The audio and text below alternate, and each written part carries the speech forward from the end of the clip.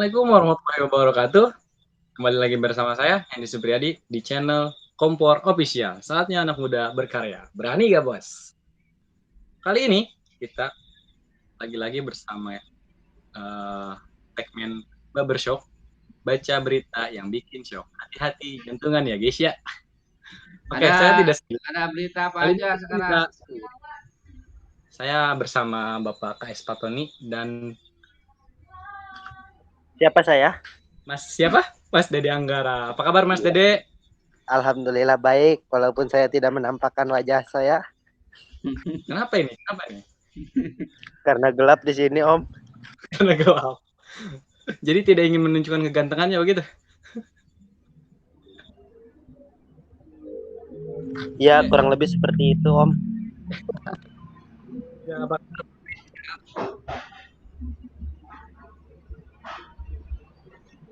Pak Tony, apa kabar? Sehat?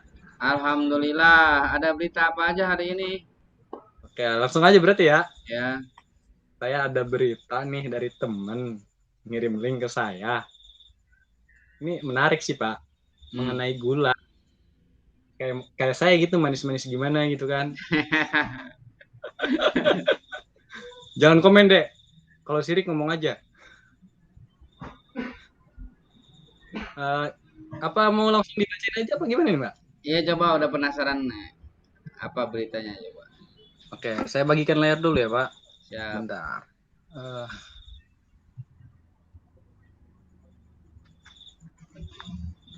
Menarik sih sebenarnya.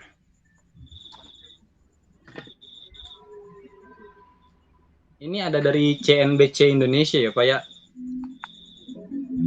Oke. Nah, judulnya jadi negara importir terbesar gula dunia Pak. Jadi sekarang itu Indonesia sudah menjadi negara dengan impor gula terbesar di dunia Pak. Itu diam-diam. Katanya peringkat kedua sih. Itu judulnya diam-diam dia nggak ini apa? Nggak. Kayaknya rahasia gitu Pak. Baru ketahuan sekarang. Backstreet apa? Oke, saya bacain sebentar ya Pak ya. Silahkan. Nah, Jakarta CNBC Indonesia. Indonesia sempat merasakan menjadi negara eksportir gula dunia pada tahun 1930-an. Namun, ini nasibnya berbalik. Dari yang semula menjadi tempat bergantung banyak negara, kini Indonesia justru sangat menggantungkan komoditas gula pada negara lain. Indonesia ini masuk ke jajaran negara importir terbesar gula di dunia. Dilansir dari World Export, Indonesia pada tahun 2020 mencapai 1,9 miliar US dollar atau 7,7% dari total impor gula dunia. Angka tersebut hanya lebih kecil dari Amerika Serikat di peringkat pertama yang mengimpor gula sebesar 2,1 miliar US dollar. Namun, impor gula Indonesia lebih besar dari Cina. Padahal, negeri yang dipimpin Xi Jinping itu memiliki penduduk 5 kali lipat lebih dari Indonesia. Nilai impor gula Cina hanya 1,8 miliar US dollar. Namun, Indonesia juga mengalahkan negara lain seperti Malaysia yang memiliki nilai impor US dollar sekitar 760 juta. Tapi Vietnam di angka 500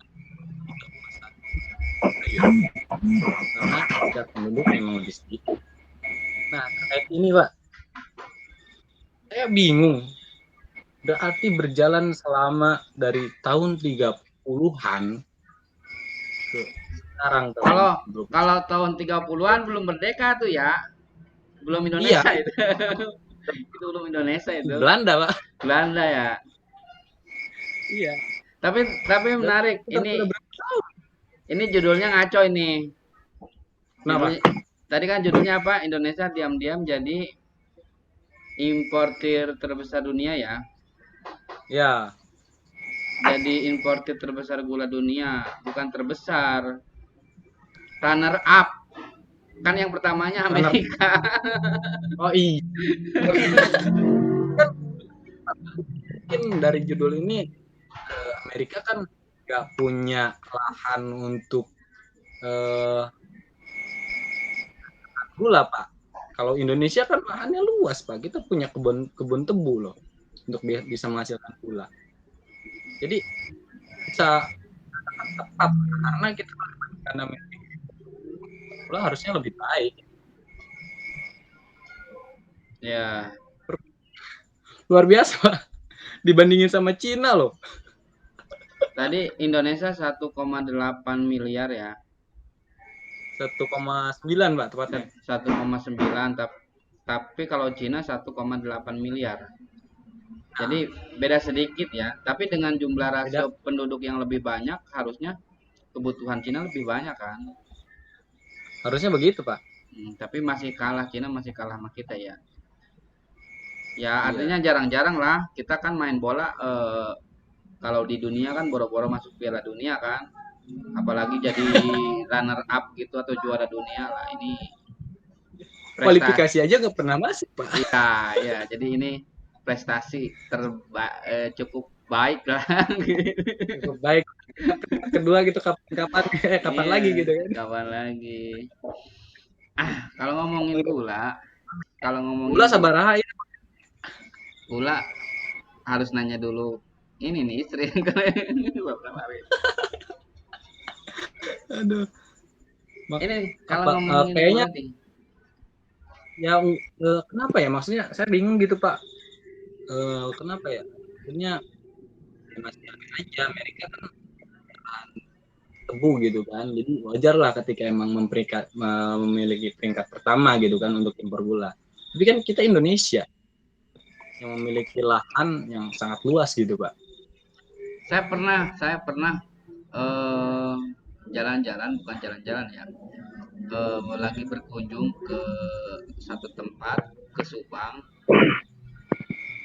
nah, sama teman ya, tapi nggak tahu gimana nyasarnya itu saya ke kebun tebu, itu sepanjang jalan kebun tebu semua di daerah Subang kalau nggak salah. Itu luar biasa, bener-bener kata saya ini puluhan hektar itu. Pasti yang punya juga bukan petani-petani biasa, pasti perusahaan besar ini. Tapi Ya harusnya begitu. kalau melihat kenyataan kita jadi negara importir gula terbesar, ya cukup miris sih. Kita lihat data yuk, saya mau menunjukkan ini share.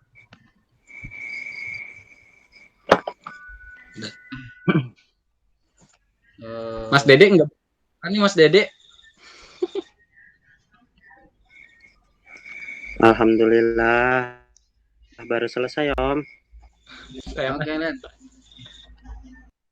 Ini ya, ada berita masih dari CNBC Indonesia juga. Judulnya Pantas RI Candu Impor Gula 10 tahun lahan tebu itu saja. 10 tahun lahan tebu itu saja. Nah, ada yang menarik di sini, CNBC memperlihatkan data nih, ada statistik tebu Indonesia tahun 2015 sampai tahun 2000. Itu aja berarti ya. Jadi lahannya mungkin kalah perkembangannya kali ya. Lihat dari statistik tebu Indonesia tahun 2019, belum mutakhir masih tahun 2019, tapi kita lihat ini siapa yang lihat juga tahunnya. Nah, lihat dari tahun 2015 ke tahun 2016 penurunan produksi ya. 2,50 turun 2007 10 2018 turun 2 naik tahun 2022 40 naik 10. Artinya lihat kalau di bawahnya dari 2012 tuh 4% ya, 4% dari tahun 2016 itu. Terus area luas lahan yang ditanam itu 2015 454, 2004 tahun 2017 turun 430, 2018 turun 17, tahun 2019 naik 4. Masih juga secara keseluruhan masih minus juga. dan produktivitas juga masih minus 1%. Bisa kita baca dari statistik ini, selama kurun waktu 2015-2019 ada yang dilakukan untuk produksi, tidak ada, karena stagnan minus kan gitu, bahkan minus. Jadi nggak ada yang lakukan untuk ini atau kanan, malah meningkat apa? Impor. Ketika kebutuhan semakin naik, solusinya apa yang paling mutakhir atau gampang? Ya impor itu. Tidak mencoba produktivitas. Gitu. Ya intinya itu. Berarti semenjak pemerintahan dari tahun 2015 itu sampai hari ini ya nggak ada keberpihakan sama para petani. Gampang. Solusi ya paling gampang itu ya impor.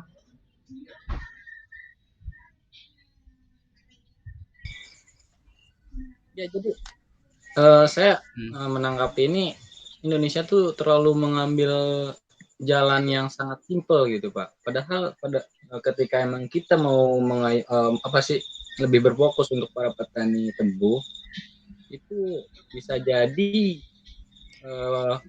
yang akan meningkat itu bukan impor kita, mungkin bisa jadi ekspor kita yang akan meningkat gitu. Itu kan bisa menjadi suatu pendapatan untuk kas negara kan. Tapi kok malah ambilnya impor gitu, yang notabene justru malah mengurangi keuangan negara, pendapatan negara begitu loh. Jadi tidak ada pemikiran untuk berinvest gitu, invest jangka panjang ke sana gitu.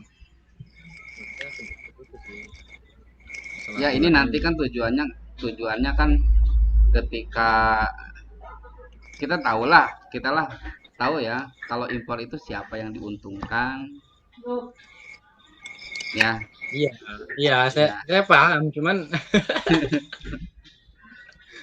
maksudnya apa ya? Sebenarnya kita nggak terlalu dirugikan dengan gula ini, cuman ya karena gini ya, ketika keran impor dibuka, ada banyak pihak yang dirugikan. Yang paling menderita itu siapa? Ya petani. ya petani. Ya produk mereka nggak bakal bisa bersaing, apalagi ngambil dari luar Berarti itu dengan harga yang berpengaruh kompetitif gitu. gula yang kita konsumsi sekarang. Iyalah. Harusnya ini menjadi satu masalah yang serius harusnya kan, apalagi apa ya, kita banyak oleh pemerintah itu harganya sangat begitu signifikan loh naiknya, dimulai dari kemarin yang terakhir kalau nggak salah garam gitu kan, garam impor, padahal ya kita tahu sendiri petani garam di Indonesia itu lumayan banyak gitu, tapi sekarang gula juga ternyata malah menjadi importer terbesar di dunia. Itu kan ya, aduh gimana ya, kenapa kita yang negara yang kita sebut negara kaya tapi malah impor kan akal gitu. Terus Ya, ditambah ya, ya ini kembali lagi sebenarnya ke pemangku kebijakan, sejauh mana mereka mampu atau mau memproteksi rakyatnya gitu. Kembali lagi ke mereka. Kalau mereka membuka keran impor besar-besaran, ya artinya mereka nggak berpihak kalau ke petani, berpihaknya ke importir orang-orang kaya gitu kan. Ya itu aja ya. gitu. Ya Ya, impor jadi itu tidak ada inisiatif untuk memperdaya apa sih, membudidayakan atau memberdayakan kekayaan negara kita gitu kan loh. gini, kalau kalau eh, memperdayakan masyarakat, membuat pelatihan atau menambah lahan produksi pertanian tebu itu kan butuh Ya mungkin butuh itu bisa jadi biaya yang cukup besar mungkin dan proses yang sangat panjang, ya tapi butuh proses. Kalau impor kan prosesnya cepat, cuannya cepet gitu loh. Benar nggak? ujung-ujungnya ya nggak beres Pak. Ya Cuman iya, kan apa sih yang enggak coba? ini yang saya katakan Hmm, di konten kemarin, ini PA, pendek akal. hmm. Ya itu solusi yang paling gampang itu dari cuan-cuan itu ya, makanya nggak aneh kalau kita punya nilai kesenjangan yang agak tinggi gitu ya, antara Ya orang kaya justru makin kaya. ini kan pemerintahan nggak Hmm, mungkin dong lulusan SMA SMK ini ya, yang berpikirannya hanya untuk saat itu ya, itu bukan investasi, ya. ya memperluas lahan, pelatihan kepada para petani. Mungkin beberapa tahun yang akan datang,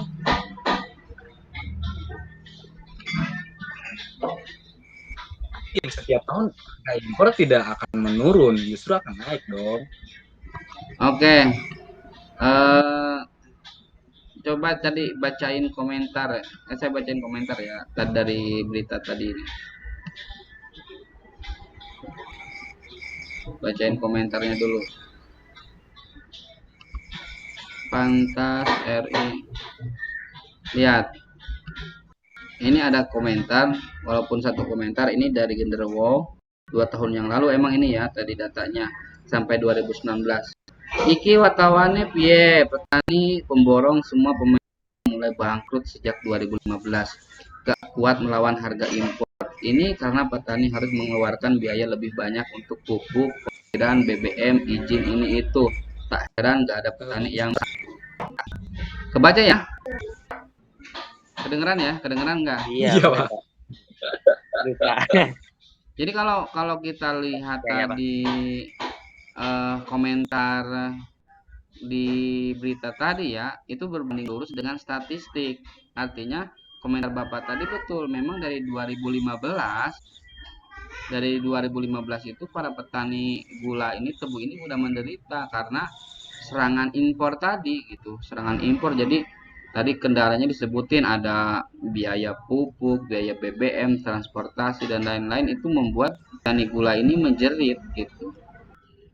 Ya kalau ngomongin harga yang naik, ada lagi berita. Kalau ada lagi berita yang naik-naik ini. Kita lihat beritanya ya. Naik Iya, lagi. iya ada beritanya. Kita lihat dulu ya. Nih. Kenapa yang naik naik? Padahal Hah? bahaya loh naik ini. Kalau yang naik naik itu bahaya. Oke. Enggak, kalau misalkan negara harga barang naik, otomatis pendapatan negara bertambah. Tapi masyarakat menderita, Bapak. Sejak sepekan terakhir, harga minyak goreng di pasar tradisional Rangkas Bitung, Lebak, Banten mengalami kenaikan harga yang sebelumnya dijual Rp10.000, kini naik menjadi Rp17.000. Sementara itu, pihak kepolisian dan Dinas Perdagangan dan Perindustrian Jambi terus melakukan sidak ke pasar-pasar tradisional. Berapa persen itu Minyak naiknya, goreng Pak? di pasar Rangkas Bitung, Lebak, Banten sejak sepekan terakhir terus mengalami kenaikan harga yang signifikan. Minyak goreng curah sebelumnya dijual Rp10.000 per liter, saat ini naik menjadi Rp17.000 per liter. Begitupun harga minyak goreng kemasan juga ikut naik, kini dijual dengan harga Rp18.000 per liter. Akibatnya omset para pedagang menurun hingga 30%. Waduh, kacau sih. Sementara itu, agar tidak terjadi gejolak di tengah masyarakat, pihak kepolisian dan Dinas Perdagangan dan Perindustrian Jambi terus melakukan sidak ke pasar tradisional. Hal ini dikarenakan harga minyak goreng baik curah maupun kemasan terus melonjak sebesar Rp1.000 hingga Rp1.500 dari harga normalnya. Bahkan untuk minyak goreng curah dari harga Rp16.000 kini sudah menembus harga Rp20.000 per liternya. Terkait dengan isu kenaikan harga minyak yang diisukan mulai melonjak naik, kita cek kestabilan harganya dan juga stoknya. Kalau stoknya saat ini kita nilai cukup, masih mencukupi untuk supply di wilayah Kabupaten Bungo. Hanya harganya sudah mulai merangkak naik mungkin sekitar 1.000 sampai 1.500. Selain melakukan sidak ke pedagang pengecer, tim juga melakukan sidak ke pihak distributor untuk memastikan ketersediaan stok penjualan ke para pedagang. Dari Lebak, Banten dan Jambi, Siti Marufah, Bayu Alfarizi dan Muhammad Daryanto, TV One mengabarkan. Oke. Sejak sepekan terakhir, Rangkas Berarti Bitung Lebak rata-rata Banten kenaikannya mengalami kenaikan hampir harga yang 50% sebelumnya ya, Pak, ya? dijual Sampai. Rp10.000 kini Hampir naik 50. menjadi Oh, rata-rata gitu. Rp17.000. Sementara Tapi itu ada yang pihak nyampe kepolisian dan 70% kan? Dinas Perdagangan dan Perindustrian Jambi terus melakukan sidak Gila bener sih itu Pak. Berarti Bukan udah main berapa itu naikin gorengan harganya. lagi, Dek? Dek, berhenti Hah? dulu makan gorengan, Dek. Iya bener. Minyak mahal soalnya. Ini Tapi yang emang iya sih, paling saya emang ngeri sih, Pak. Kemarin gini, kemarin saya beli gorengan, biasanya kan 20.000 itu kan lumayan, kalau 20.000 itu kan lumayan banyak ya dapatnya ya. Nah, sekarang itu malah dikit banget, Pak. Katanya sekarang itu goceng itu dapat 3 doang, Pak. Biasanya kan 1.000-an tuh. Sekarang goceng 3, Pak. enggak 5.000 berarti 3 biji. saya jual gorengan harus naik ini. Aduh. Ya. Tapi Ya, saya iya juga sih kan di warung masa iya jual gorengan 1.001. Kalau harga minyak udah 17.000. Ya Tekor tadi ya? saya harus jualnya goceng 2. tekor ya. Iya. tekor bener, Pak, masalahnya. Ya emang sebelumnya saya nggak kepikiran ke sana sih, kenapa bisa mahal gorengan, mungkin ya faktor apa, ternyata dari minyak ini loh. Saya baru tahu, Pak. Iya, Kemarin saya beli gorengan itu goceng 3 katanya. Astagfirullah. Saya beli 20.000 itu cuma dapat 12 biji. Lumayan itu kayak buat 3 orang kagak habis. Masalahnya kalau gede ya nggak apa-apa, Pak. Ya. Gorengan segede gorengan gede apa sih? Tapi begini, Pak, mengenai masalah beberapa yang banyak yang naik gini, saya bingung. Kenapa ini bahan pangan yang pokok loh gitu. Mulai dari kemarin awalnya garam, terus tadi barusan gula, sekarang minyak. Itu bahan pangan yang sangat pokok, dan dengan kata lain maksudnya makanan mana yang nggak butuh namanya garam, makanan mana nggak butuh namanya gula, makanan mana yang nggak butuh yang namanya minyak. Bagian besar, dan itu kan pokok, terus naik, ya pasti akan berpengaruh dengan pendapatan masyarakat, khususnya para pengusaha kecil gitu, Pak. Iya, benar. UMKM sangat tersiksa itu. Ya, mana janji Pak Presiden yang katanya akan mensejahterakan UMKM? Ada. Itu 2.500.000. 1 tahun sekali. Kalau minyak itu nanti kaitannya dengan petani sawit ya. Katanya memang di itunya udah melambung tinggi, harga dari petaninya udah naik katanya. Jadi harga minyak curah itu agak jadi tinggi katanya, seperti itu. Dan orang-orang malah beralih sekarang ke minyak kemasan ya, karena seimbang itu harganya, bahkan lebih tinggi dari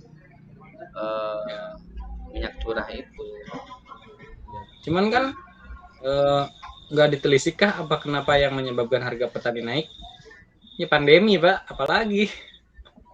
Ya harusnya ini yang bisa mengendalikan harga kan pemerintah lewat sidak gitu ya.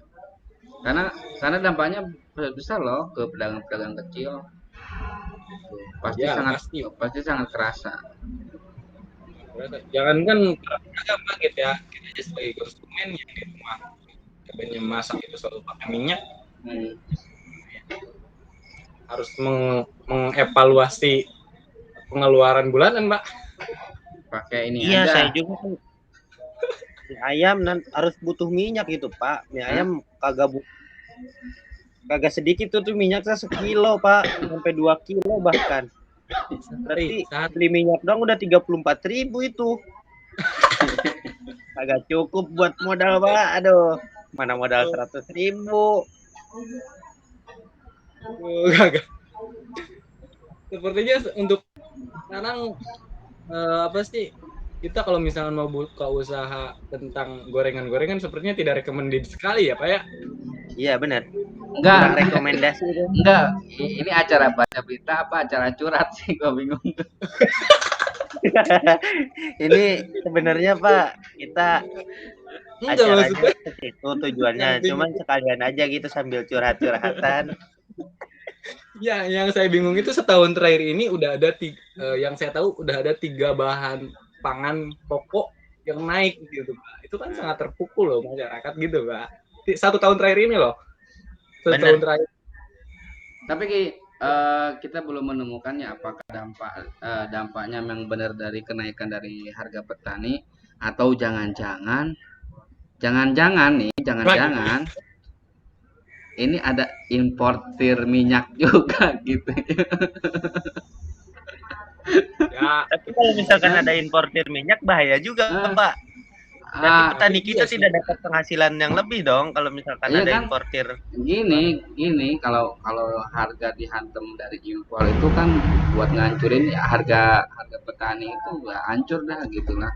Mereka nggak tahu Iya. mau gimana lagi. Tapi kita lihat video yang satu ini kayaknya menarik nih.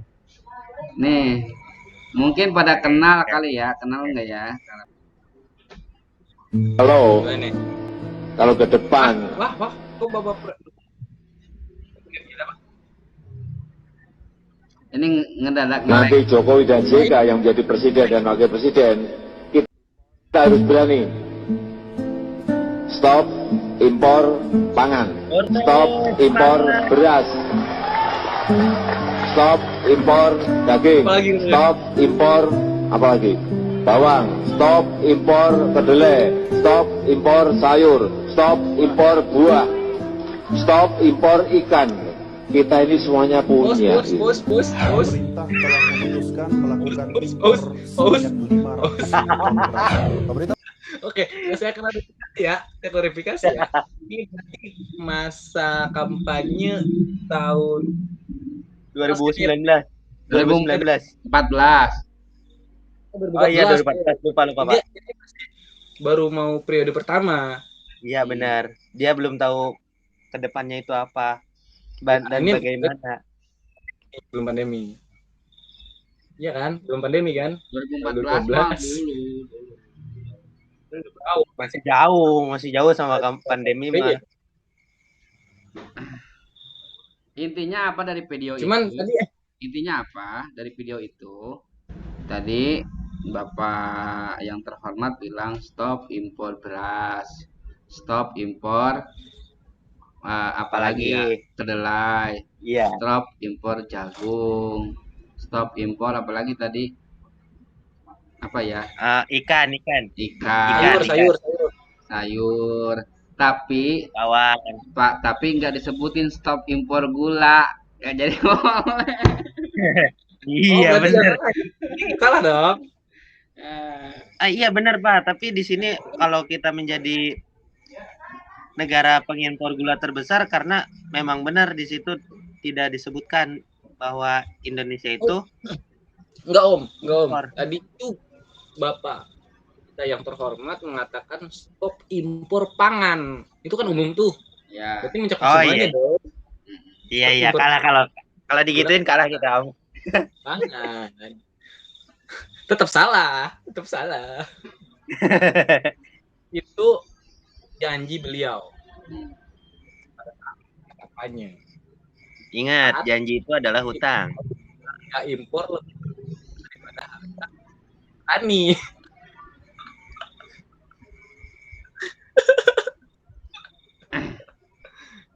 Tapi kalau misalkan dilanjut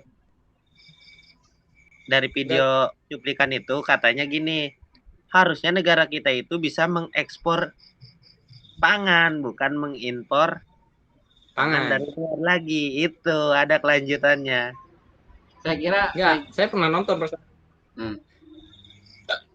Boleh dilanjut Pak? Iya silakan. Sampai kelar saya udah pernah lihat ini. Ininya videonya dilanjutin. Videonya dilanjutin. Boleh. Jangan. Kenapa?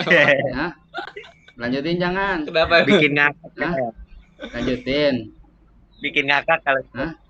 Gak enak. Ngakak. Gak enak. Soalnya itu ucapan dari Bapak yang terhormat. Kita memutuskan untuk mengimpor 100.000 ton jagung untuk pakan ternak. Pemerintah sepakat mengimpor garam industri sebesar 3,7 juta ton secara bertahap untuk keperluan industri. Maka memilih pemimpin pembohong adalah kesalahan. Tetapi mempertahankan pemimpin pembohong itu kebodohan. Jadi sekarang itu Ustadz siapa teh? Siapa teh? Ini Itu teh Ustadz. Daas Latif. Oh iya benar. Ya. Ustadz Bukan, Latif, Ustadz Latif. bukan kita yang ngomong ya. Bukan kita. Kita Cuman yang gini loh Pak. Kata beliau kan ketika kita memilih pemimpin pembohong itu kesalahan. Tapi kalau kita mempertahankan pemimpin pembohong itu satu kebodohan. Kemarin kita melaksanakan demonstrasi meminta penurunan jabatan kepada Bapak Presiden hormat, berarti kita pinter, Pak. Iya, berarti kita itu udah cerdas, Pak. Iya. Bukan pinter, kalau yang pinter itu untuk hewan. Kita sudah cerdas, Pak. Oh, cerdas. Cuman tidak tidak dihargai gitu. Pendapat Enggak. kita itu tidak dihormati, Pak. Kita dihargai, didengar. Oh, dihargai. Iya, dihargai. Cuma tidak ditindak lanjut. Oh iya benar. Ya udah gitu aja. Ya.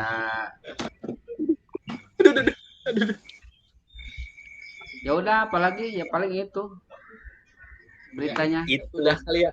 Ini kok ujung-ujungnya ke politik lagi ya? Iya guys ya, emang dari dulu kita itu bermainnya politik.